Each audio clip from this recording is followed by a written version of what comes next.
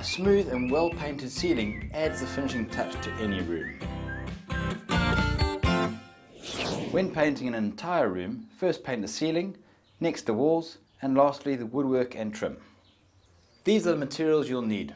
Firstly, a drop cloth and plastic sheeting, paint stirrer, Modo pink to white ceiling paint, cutting in brush, paint tray, roller, extension pole, safety gear, safety glasses, cap to protect your hair and old clothing or an overall, and rubber gloves.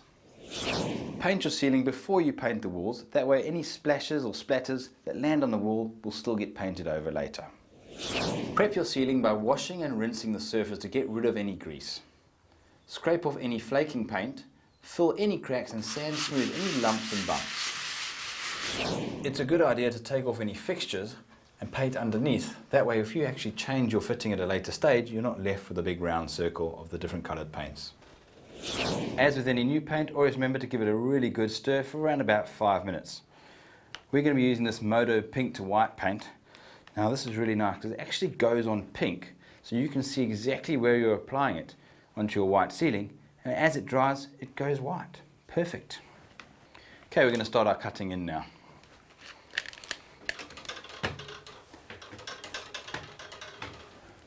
Remember, when cutting in cornice, it's always best to use a brush. The roller is just not going to be able to cover over the intricate edges and the sides. If you don't have a cornice, then always allow 100 millimeters extra overlap so that when you do roller on, you make sure you cover over the cut-in area. Remember, if you are painting the entire room, we don't need to mask up the area, but if you're not going to be painting the walls, you might want to actually cover the walls up with plastic and mask it off. So that way you're not going to get any of the ceiling paint onto your walls.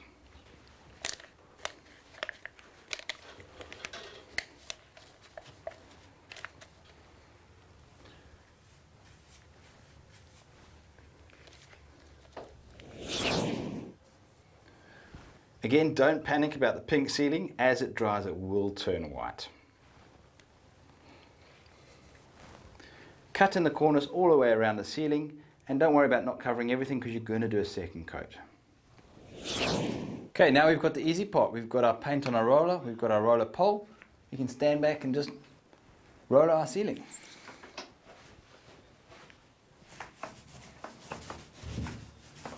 A thin coat will ensure there are no drips and runs.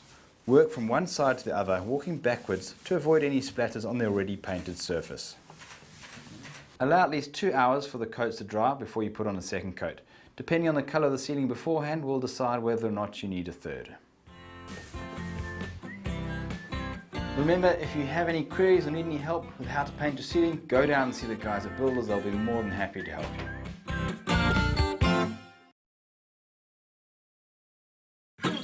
Painting a room in your house will give it a new look and feel, but there are a few things to keep in mind in order to achieve the best result. When painting interior rooms, you're going to need drop cloths, newspaper, block-it, and masking tape to protect your floor. You can also use masking film to protect the walls and also doors and windows.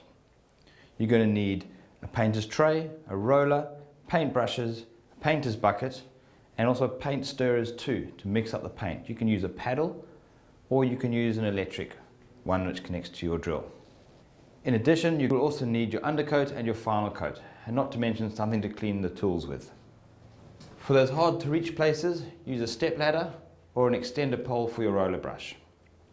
Not to forget your safety equipment, gloves, overalls and safety goggles. Remember to prepare your walls as we showed you in the episode on preparing surfaces. Sugar soap the walls, fill in any cracks and rough surfaces, and also sand it down so it's nice and smooth. Then you can move on to the next step.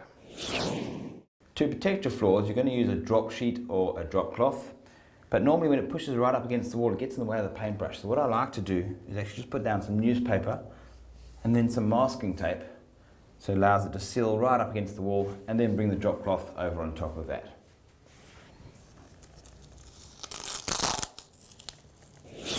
Once you've finished masking your floor, pull your drop cloth up. And now we're going to mask our fittings.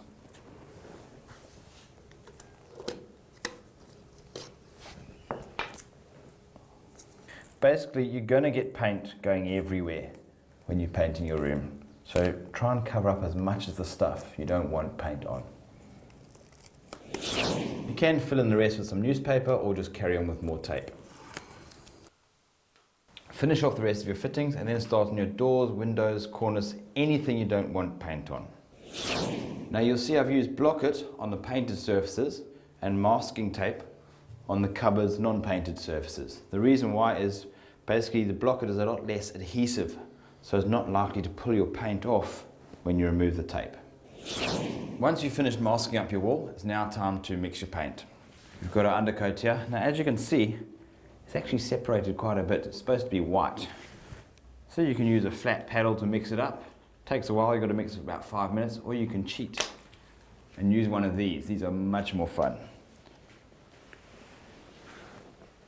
Just start it off slowly, otherwise it's going to spray paint everywhere.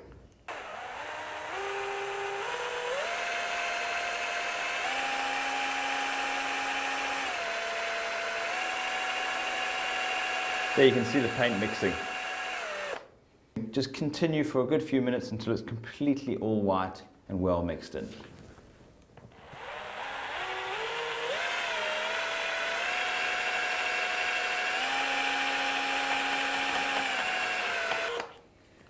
Once you've finished mixing your paint, you're now going to decant some into a painter's bucket. I'm just going to get rid of this. Put that into a bucket of water and wash it out just now.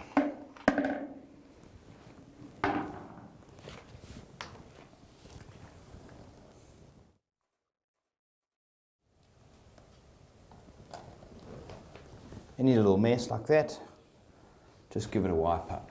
The reason why is later on you'll find that all those drips end up going down over your instructions on the back of the can. It's quite awkward to read later on, trust me. When you're finished with the paint, make sure you put the lid back on. It just stops it from evaporating, drying out, and if you do bump it over, it's not going to make a big mess. An important step before you start painting a wall is cutting in. Now this is basically painting in the areas where you can't reach with a roller.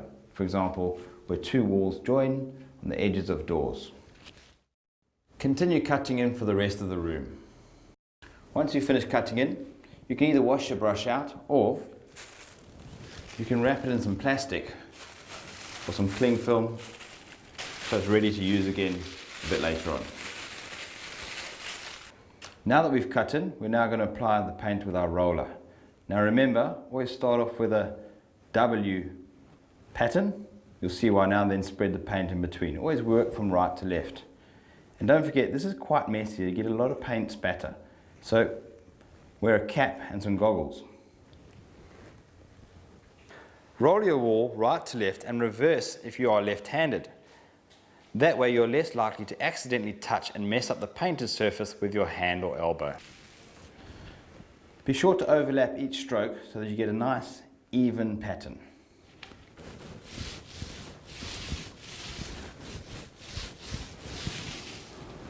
Don't forget to overlap over your cut-in lines.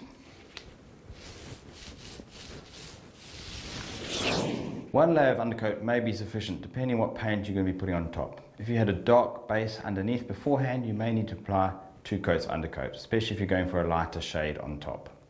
If you do notice any drips, fix them quickly while they're wet, otherwise you're going to have to sand them down later. Once your undercoat is dry and you've got enough coats on there, you can now apply your top coat. Same again, we're going to cut in all around the sides, around the doors, the windows and the fittings, and then we'll go on to our roller.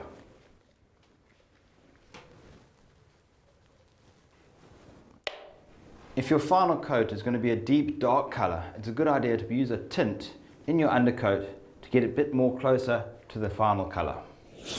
Once you've finished cutting in, we're now going to use the roller again. Now remember, start off with a W pattern, going back over it, blending all the paint in. And remember, this can be quite messy, so put your cap on.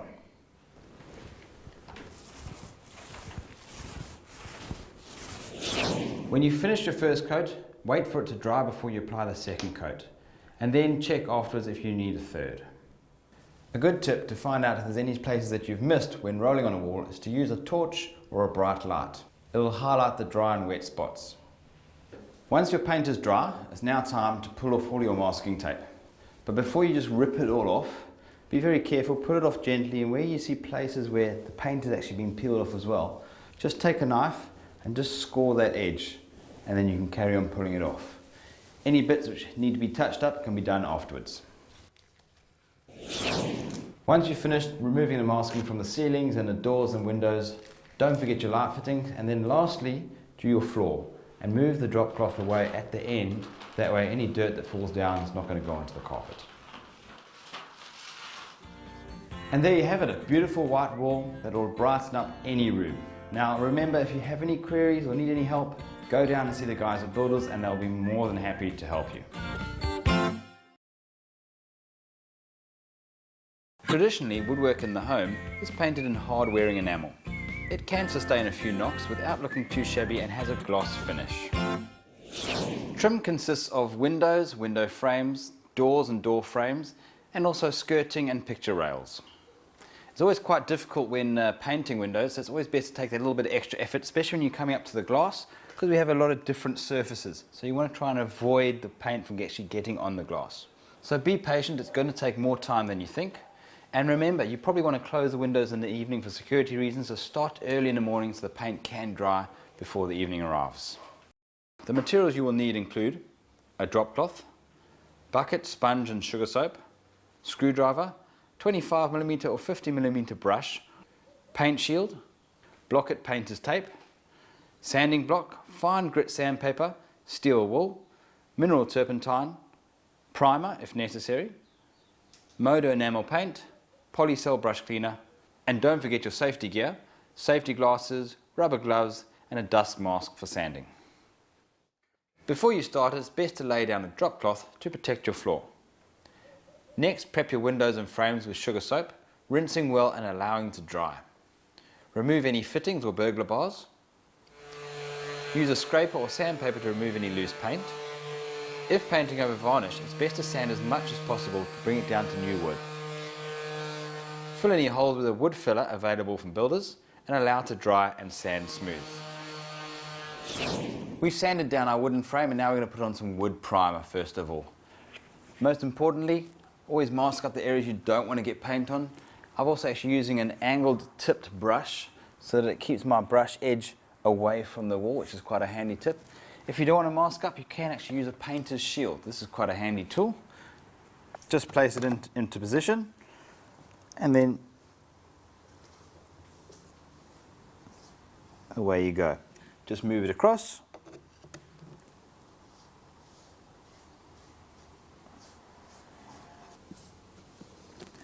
If you do get any paint on your window, let it dry and then you can scrape it off with a window scraper. Continue across the rest of the frame and the windowsill and then allow it to dry thoroughly. Always check the tin for the right instructions for drying and preparation of the surface.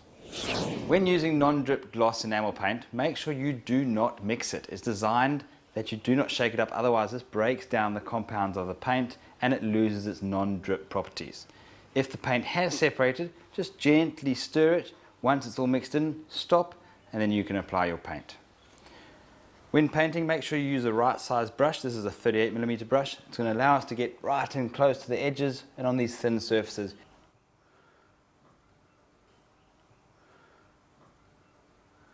With enamel paint, it's always a good idea to finish on an upstroke. Just allows the paint to settle back down again and all blend in neatly. When it comes to the windows, always apply the paint nearest to the window and then pull away. The last thing you want to do is slip and put a big splatter on the glass. So always pull away. You don't have to put on a thick coat, you can always put on a second coat afterwards. And remember, check the can to see what the actual drying time is of each particular product that you're using.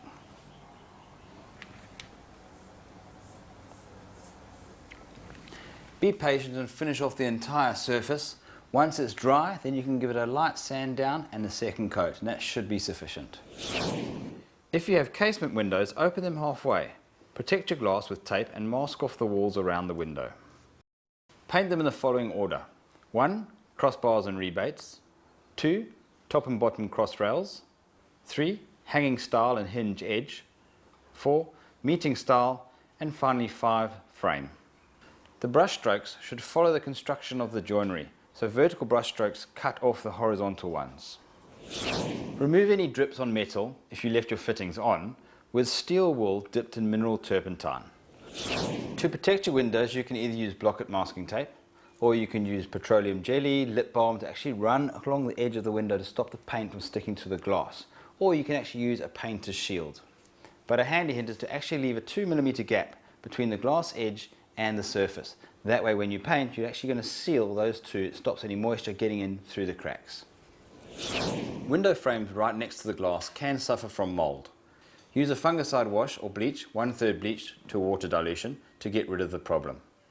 Leave bleach on for 20 minutes and apply more when it dries. Always wear gloves and safety glasses, then scrub and rinse the surface and prime before painting. To paint a door frame or architrave if you have one, the first thing to do is to wash it down with some sugar soap, but make sure you rinse it off well. The next step is to fill in any bumps and any nicks with some filler and sand it down once it's dry. Most importantly, you want to use a 220 grit sandpaper afterwards to get rid of any sheen. Afterwards, then you're going to mask up all the areas so you're not going to get any paint onto your door handles, and at the same time use a rubber stopper to hold the door open so that you can paint all the other sides and it's not going to rub up against the surface and you're going to rub the paint off. We've primed our door, it's sanded, it's dry, and it's now ready for its first coat. Always decant oil-based paint to avoid drying the paint out or allowing debris to fall back into the tin. If you want to paint large areas with enamel, then start at the top and work towards the bottom, moving left to right if you are right-handed. It will feel easier to work this way and you shouldn't get as much paint on your elbow. Paint the door all in one session, otherwise you will see where you took a break. Load the paintbrush, dipping about 1/3 of the bristles into the paint. Paint 3 vertical strokes next to each other, leaving a gap between them just narrower than the paintbrush width. Without reloading the brush, work the brush horizontally to fill in the gaps and smooth the paint. With the brush almost dry, lightly go over the section with vertical strokes. Stopping on the upward stroke, this is called laying off and will create a good, even look to your paint job. Once you've finished that section, you're going to do exactly the same, next side down. Do it straight away while the paint is still wet so you can blend the sections into each other. You can close windows and doors if the paint is touch dry by rubbing talc on the meeting surfaces or putting cling wrap on areas likely to stick. To paint the underside of a door, the best way to do this is to actually use a piece of carpet as your paintbrush. We've loaded up the paint onto the carpet and then we're going to slide it underneath backwards and forward to actually transfer that paint on the underside of the door.